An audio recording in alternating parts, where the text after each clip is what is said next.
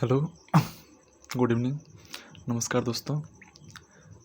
जैसा कि आप थंबनेल में देख पा रहे हैं कि आज हम कुछ एसएससी के प्रीवियस ईयर क्वेश्चंस को, पिछले कुछ सालों में पूछे गए कुछ क्वेश्चंस को हम आज डिस्कस करने जा रहे हैं और देखेंगे कि हम कैसे किसी भी कंपटीशन एग्ज़ाम में, जैसे कि आज एक पर्टिकुलर एग्ज़ाम एसएससी की बात कर रहे हैं, जैसे कि एग्ज़ाम पैटर्न में पता होगा कि जैसा कि आजकल के एग्ज़ाम का पैटर्न है, आपको 60 मिनट में ही 100 क्वेश्चंस को अटैम्प्ट करना रहता है।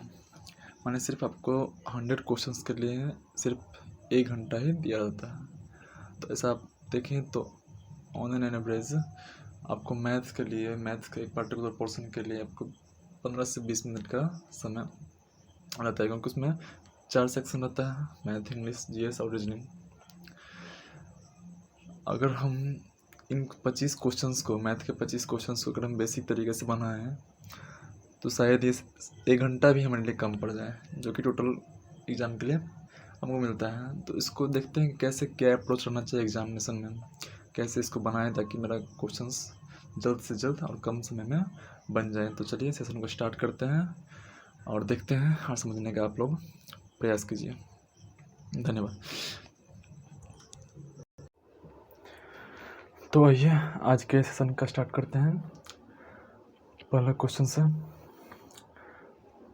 है, आप स्क्रीन पर देख रहे होंगे। The average weight of 30% of group A is 3 kg more than the average weight of 25% of group B. The average weight of 25% of group B is 2.5 kg more than the average weight of 20% of group C. If the total weight of 30% of group A is 1725 kg, then what will be the average weight of the persons of group A and group C taken together in kg? Hindi में देखें, समूह ए के 30 व्यक्तियों का औसत भार समूह B के 25 व्यक्तियों के औसत भार से 3 किलोग्राम अधिक है। फिर बोल रहा है, समूह बी के 25 व्यक्तियों का औसत भार समूह सी के 20 व्यक्तियों के औसत भार से 2.5 किलोग्राम अधिक है, 2.5 किलोग्राम। समूह ए के 30 व्यक्तियों का कुल भार 1725 किलोग्राम है, तो समूह ए और समूह सी के व्यक्तियों का एक साथ लिया गया औसत भार किलोग्राम में कितना होगा? ऑप्शन है 55.3, 55.4, 55.1, 55 kg। देखते हैं, सॉल्व करते हैं। दिया हुआ है समूह ए के 30 व्यक्तियों, तो यहाँ पर हम लिख लेते हैं समूह ए बी सी। समूह ए में बस 30 व्यक्ति हैं, समूह बी में आपके पास 25 व्यक्ति हैं और समूह सी में आपके पास 20 व्यक्ति हैं। ठीक है, बोले समूह ए के 30 व्यक्तियों का औसत भार समूह बी के 25 व्यक्तियों के औसत भार से 3 किलोग्राम अधिक है। फिर इसमें भी डाटा किसी का क्लियर नहीं है। समूह बी के 25 व्यक्तियों का औसत भार समूह सी के 20 व्यक्तियों के औसत भार से 2.5 किलोग्राम अधिक है, और समूह ए के 30 व्यक्तियों का कुल भार, इसका जो है टोटल वेट दिया है हमको, टोटल वेट दिया है 1725 किलोग्राम। टोटल वेट मतलब 30 आदमी, पूरा 30 व्यक्तियों का पूरा वेट जो है 1725 है। तो अगर इसका हम एवरेज निकालें तो हो जाएगा, एवरेज निकलता है तो total weight by total persons कितना है? 30% है। तो एवरेज निकल लें तो इसका हो जाएगा, 3 से काटे 3 आएंगे 30, 3 पंचे 15, फिर बचा 2 22, 3 सत्ते 21, 3 पंचे 15। तो 575 को 10 से भाग देंगे तो एक अंक के बाद पॉइंट लग जाएगा 57.5 kg। ठीक है, अब हमको फिर बोला गया है, अब हम इस क्वेश्चन को 20 से उठाए, जहाँ डाटा दिया हुआ है 1725 किलोग्राम, यहाँ एक अप्रोप्रिएट डाटा दिया हुआ है, तो हम यहाँ से ही उठाए हैं, क्वेश्चन को सॉल्व करना स्टार्ट किए हैं। और फिर हम शुरू में जाते हैं स्टार्ट में। समूह ए के 30 व्यक्तियों का औसत भार क्या दिया है? समूह बी के 25 व्यक्तियों का औसत भार से 3 किलोग्राम अधिक है।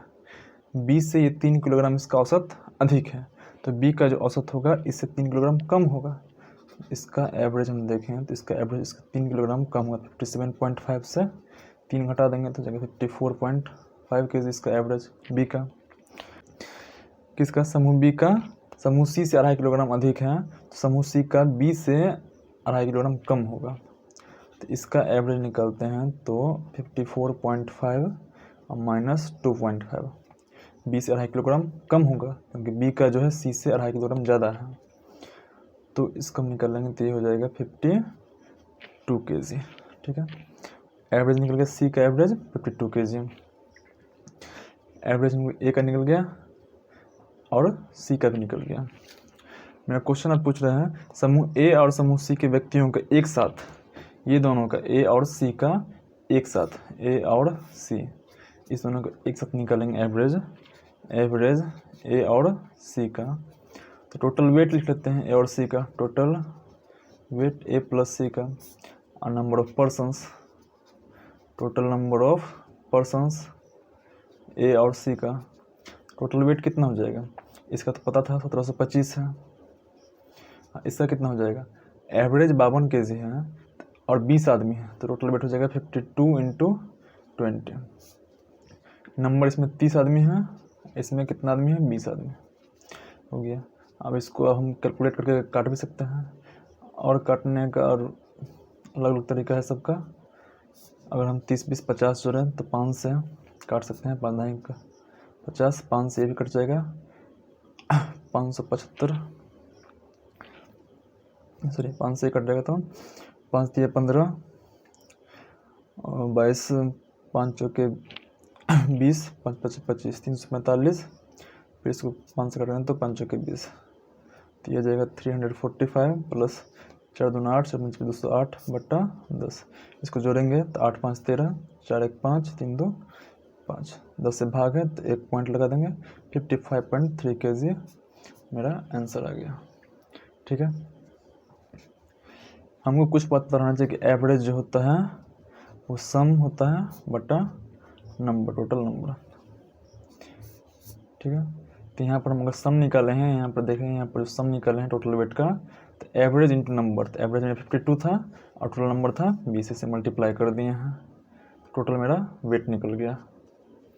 ठीक है, ठीक है, अब अगले क्वेश्चन पर चलते हैं। सेकेंड क्वेश्चन देखिए, सेकेंड क्वेश्चन यह है, A sum of money is divided among A, B and C in the ratio 2:3:7 respectively. If the share of B is rupees 15,000, then what will be the difference in the shares of B and C? मतलब एक धनराशि को A, B और C में क्रमशः 2:3:7 के अनुपात में बांटा जाता है। यदि B का हिस्सा 15,000 रुपये है तो और B और C के हिस्सों में क्या अंतर होगा। ऑप्शंस आपके सामने हैं, चलिए इसको सॉल्व करते हैं। हमें पता है कि A अनुपात B अनुपात C दिया हुआ है कितना, 2:3:7। अब यहाँ देखिए, मान लीजिए तीनों का शेयर मिला के मेरे पास कितना, 7 3 10 2 12, अगर टोटल मिला के अगर मेरे पास 12 रुपया है तो इसमें A का हिस्सा 2 होगा, B का हिस्सा 3 होगा और C का हिस्सा 7 होगा, और 12 का मल्टीपल मान लेते हैं 24 है, तो A का हिस्सा कितना होगा। पहले देखिए, अगर मेरे पास टोटल 24 है तो सब मिला के 2 3 5 7 12, 12 यूनिट बराबर 24 है, तो अगर A का हिस्सा, तो 1 यूनिट हो जाएगा 2, मतलब A का हिस्सा कितना होगा 4, B का हिस्सा कितना होगा 6 और C का हिस्सा हो जाएगा 14। इसी तरह, लेकिन हमको यहाँ पर दिया गया है कि हमें B का हिस्सा पता है, B का हिस्सा पता है 15,000, मतलब 3 का वैल्यू 15,000 दिया हुआ है, 3 का वैल्यू 15,000 दिया हुआ है, तब 3 यूनिट इज इक्वल टू 15,000 दिया हुआ है, तो हम 3 से काट नहीं सकते हैं इसे, 3 पंचे 15,000, मतलब 1 unit is equal to 5,000। Question पूछा जा रहा है B और C के हिस्सों में क्या अंतर है। B और C मतलब B का हिस्सा है 3, C का हिस्सा है 7, इसका अंतर कितना है, डिफरेंस कितना है, 4 का डिफरेंस है, तो 4 यूनिट का मान निकाल देते हैं, इसलिए 4 यूनिट, 1 यूनिट 5,000, तो 4 यूनिट, 4 गुने 5,000 हो जाएगा 20,000 रुपया, मेरा आंसर हो गया 20,000 रुपया। ठीक है, ये एक तरीका है, कॉन्सेप्चुअल मेथड है, ट्रिक है, समझे, कॉन्सेप्चुअल ट्रिक है। लेकिन ये ज्योमेट्री का क्वेश्चन है सर्कल से। In a circle with centre O, a 6 centimeter long chord is at a distance 4 centimeter from the center. Find the length of the diameter. केंद्र O वाले एक वृत्त में एक 6 सेंटीमीटर लंबी जीवा केंद्र से 4 सेंटीमीटर की दूरी पर है। व्यास की लंबाई ज्ञात कीजिए। व्यास निकलना है। एक सर्कल दिया है, सेंटर O, सेंटर O दिया, फिर बोल रहा है 6 सेंटीमीटर लंबा जीवा खींचना है। एक जीवा जो वृत्त के 2 पॉइंट को टच करता है, कट करता है। जीवा है ए बी, मान लेते हैं एक जीवा है। और फिर ये सेंटर से इस जीवा की दूरी जो है वो दिया हुआ है मेरे पास 4 सेंटीमीटर। ये जीवा का लंबाई है 6 सेंटीमीटर, ठीक है। ए बी का लेंथ है 6 सेंटीमीटर। हमें पता है कि जब सेंटर से जीवा पर कोई भी लंब खींचा जाए या परपेंडिकुलर डिस्टेंस जो होता है वो जीवा को 2 बराबर भागों में बांटता है। मतलब ये भी 3 हो गया, ये भी 3 हो गया, और ये अगर हम मिला दे तो ये रेडियस हो जाएगा। तो ये 90 डिग्री एंगल है, तो पाइथागोरस थ्योरम से इस ट्रायंगल बन जाता है। मान लो ये इसको m मान लेते हैं, तो ओ एम में ये 4 है लंबाई, ये 3 बेस हो गया।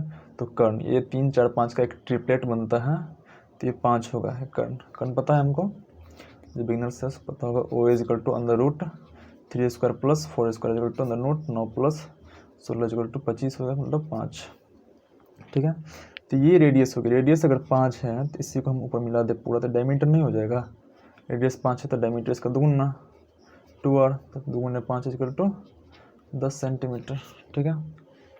10 सेंटीमीटर मेरा आंसर हो जाएगा, ठीक है, समझ गया। आगे बढ़ते हैं, अगला क्वेश्चन देखिए। अगला क्वेश्चन है अलजेब्रा से। If x4 plus y4 plus x square y square is equal to 117 and x square plus y square minus xy is equal to 3 into 4 plus root 3, then the value of x square plus y square will be। अलग अलग questions का अलग अलग तरीका भी होता है बनाने का। हर एक क्वेश्चन आपको सेकेंड से बन जाए जरूरी नहीं है। 1-2 क्वेश्चन आपको एग्जाम ऐसे मिलेंगे जो आपका टाइम कंज्यूम करेंगे, 1 से 1.5 मिनट 2 मिनट टाइम लेंगे। कुछ क्वेश्चन में आपका कैलकुलेशन ज़्यादा करना पड़ता है, तो ये क्वेश्चंस भी में भी आपको थोड़ा दिमाग लगाना पड़ेगा और कैलकुलेशन इसका करना पड़ेगा। पहला पॉइंट इसमें दिया है x⁴ प्लस y की power 4 plus x square y square equal to 117, और दूसरा इक्वेशन फिर दिया है x² plus y square minus xy is equal to 3 into 4 plus root 3। इसको हम इक्वेशन फर्स्ट मानते हैं। अभी पहले दिया हुआ था x4 plus y4 plus x² y square is equal to 117। इसे हम सॉल्व करते हैं। ये जो है x² का होल स्क्वायर है और y² का होल स्क्वायर। तो हमको पता है कि a² प्लस b² जो होता है a प्लस b का होल स्क्वायर माइनस 2ab। तो इसी को हम उसी तर्ज पे तोड़ें तो x² प्लस y स्क्वायर का whole square minus 2x² y square लिख सकते हैं plus x² y square equal to 117। इसको आप तोड़ कर देखें तो इतना ही आएगा, implies x² plus y square का होल स्क्वायर माइनस ये minus 2x² y square plus x² y square, तो माइनस 2 ज़्यादा है तो ये माइनस x² y स्क्वायर बच जाएगा, तो 117 इम्प्लाइज। अब देखिए इसको हम a मान लेते हैं x² प्लस y स्क्वायर को, और यहाँ xy को b मान लेते हैं। तो xy का ये होल स्क्वायर है, तो a² माइनस b स्क्वायर हमें पता है क्या होता है a plus b into a minus b होता है। तो उसी आधार पर हम इसको लिख सकते हैं x² plus y square plus xy into x² plus y square minus xy is equal to 117। हमें पता है कि जो बिगनर्स होंगे, जो अभी अभी तैयारी कर रहे होंगे, शुरुआत किए होंगे इस सब चीज़ का कंपटीशन वगैरह की तैयारी, उसको ये सब थोड़ा समझने में प्रॉब्लम होता होगा कैसे हम स्टेप छोड़ के कर रहे हैं। लेकिन आप प्रयास करते रहें, सब कुछ कॉमन हो जाएगा, धीरे धीरे नॉर्मल हो जाएगा। Implies X square plus Y square plus X Y वैसे ही लिख देंगे। इसका वैल्यू हमें पता है पहले से 3 into 4 plus root 3 is equal to 117 दिया हुआ है। इसको हम कैंसिल करेंगे 3 को इससे, 3 3 9 3 9 27 39 implies X square plus Y square plus X Y is equal to 39 आई 4 प्लस रूट 3 इधर बट्टा में आ जाएगा बाई 4 प्लस रूट 3 ऊपर नीचे प्रमेयकरण कर देंगे 4 माइनस रूट 3 से 4 माइनस रूट 3 से गुना कर देंगे तो ये हो जाएगा कितना 39 इंटू 4 माइनस रूट 3 बट्टा ये भी ए प्लस बी इंटू ए माइनस बी से तो ए स्क्वायर माइनस बी स्क्वायर तो 4 का स्क्वायर माइनस 3 तो 16 माइनस 3 हो जाएगा कितना 13। ये जो है 4 का स्क्वायर नहीं हो जाएगा, ये गुना करेंगे तो 4 का स्क्वायर माइनस 3 रूट 3 का स्क्वायर करेंगे तो रूट कट जाएगा ना, तो 16 में से 3 13 हो गया, 13 3 39। मतलब हमें मिल गया X square plus Y square plus X Y is equal to 3 into 4 minus root 3। Equation second मान लेते हैं। हमें निकालना है value X square plus Y square का, तो इक्वेशन फर्स्ट और सेकंड को जोड़ देंगे तो प्लस एक्स वाई माइनस को कट नहीं जाएगा तो जोड़ दें। समीकरण 1 प्लस 2 से हमें क्या मिलता है, ये दोनों कट जाएगा, एक्स स्क्वायर 2 बार है, वाई स्क्वायर भी 2 बार है, तो 2 into X square plus Y square बराबर 3 चौके 12 प्लस 3 रूट 3, यहाँ भी जोड़ेंगे तो प्लस 3 चौके 12 माइनस 3 रूट 3, ये कट जाएगा इससे, प्लस माइनस 12 12 24, तो X square plus Y square कितना हो जाएगा 24 बट्टा 2 इजकल टू 12। ठीक है, चलिए देख लीजिए एक बार, आगे बढ़ते हैं।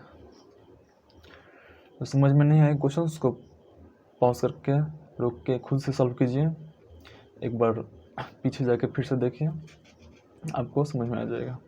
अगला क्वेश्चन है वन डायगोनल, ये भी ज्योमेट्री क्वेश्चन ही है, अच्छा question. One diagonal of A rhombus is 8 root 3 centimeter. If the other diagonal is equal to its side, then the area in centimeter square of the rhombus is। कह रहा है कि एक समचतुर्भुज का विकर्ण 8 रूट 3 सेंटीमीटर है, यदि दूसरा विकर्ण इसकी भुजा के बराबर है तो समचतुर्भुज का क्षेत्रफल सेंटीमीटर स्क्वायर में क्या होगा, क्या है। ठीक है, ऑप्शन आपके सामने दिया हुआ है 16 रूट 3 12 32 रूट 3 12 रूट 3 और 24 रूट 3। देखते हैं, एक रोम्बस समचतुर्भुज बना लेते हैं। समचतुर्भुज जिसका सभी भुजा क्या हो, बराबर हो, ये भी बराबर, ये भी बराबर, ये भी बराबर, मान लेते हैं ए है। स्क्वायर जो है वर्ग भी एक समचतुर्भुज ही होता है, बस उसमें एक स्पेसिफिकेशन ये है कि उसका प्रत्येक कोण जो होता है चारों वो 90 डिग्री का होता है, इसमें रोम्बस में ये नहीं होता। ठीक है, आगे देखें, एक डायगोनल दिया है 8 रूट 3, मान लेते हैं ये ए बी सी डी है, ये है 8 रूट 3 सेंटीमीटर, तो दूसरा डायगोनल जो है वो है ए, क्योंकि बोल रहे साइड के बराबर है तो साइड मान है ए, तो ये भी ए होगा। और हमें ये भी पता है कि समचतुर्भुज का जो विकर्ण है एक दूसरे को समकोण पे काटता है पर, और समकोण पे समद्विभाजित करता है दोनों एक दूसरे को। मतलब 8 रूट 3 है तो ये भी 4 रूट 3 इधर हो जाएगा, 4 रूट 3 इधर हो जाएगा, ये पूरा ए है तो ये भी a/2 इधर और a/2 इधर हो जाएगा। ठीक है, अब हम किसी भी एंगल को उठा लें, मान लीजिए मिड पॉइंट ओ है जहाँ पर एक कट कटता है, तो किसी भी यहाँ पर 4 समकोण त्रिभुज हैं, किसी भी एक को उठा लेते हैं, मान लीजिए ओ ए बी को उठा लिया, इसमें देखते हैं कि समकोण के सामने वाला क्या होता है, हमेशा कर्ण होता है ना। राइट एंगल ट्रायंगल में समकोण के सामने वाला जो साइड होता है वो कर्ण होता है, तो यहाँ कर्ण हो गया ए बी, और कर्ण स्क्वायर होता है लंब स्क्वायर प्लस आधार स्क्वायर के बराबर होता है, तो इसी थ्योरम से पाइथागोरस के थ्योरम से लिखेंगे ए स्क्वायर जो होगा इक्वल टू होगा a/2 का होल स्क्वायर प्लस 4 रूट 3 का whole square, implies A square equal to a square by 4 plus 16 into 3, implies A square minus A square by 4 equal to 48, implies 3a square से solve करेंगे 4a square minus A square, 3a square by 4 equal to 48 3 से 1 cut जाएगा, 16 × 48 implies A square is equal to 16 × 64 implies A is equal to 8 centimetre. निकालना है हमें क्षेत्रफल। क्षेत्रफल समचतुर्भुज का क्षेत्रफल जो होता है ना 1/2 इंटू D1 इंटू D2 होता है। D1 D2 क्या है, इसका विकर्ण, 9 की लंबाई। तो D1 पता था हमको 8√3 और D2 भी हमें मिल गया कितना 8 सेंटीमीटर, क्योंकि D2 भी A के बराबर है, इसलिए इसका क्षेत्रफल जो हो जाएगा समचतुर्भुज का 1/2 into D1 into D2 is equal to 1/2 into 8√3 into 8, 2 चौके 8 कट गया, 4 8 32√3 सेंटीमीटर स्क्वायर इसका करेक्ट आंसर है। समझ गया।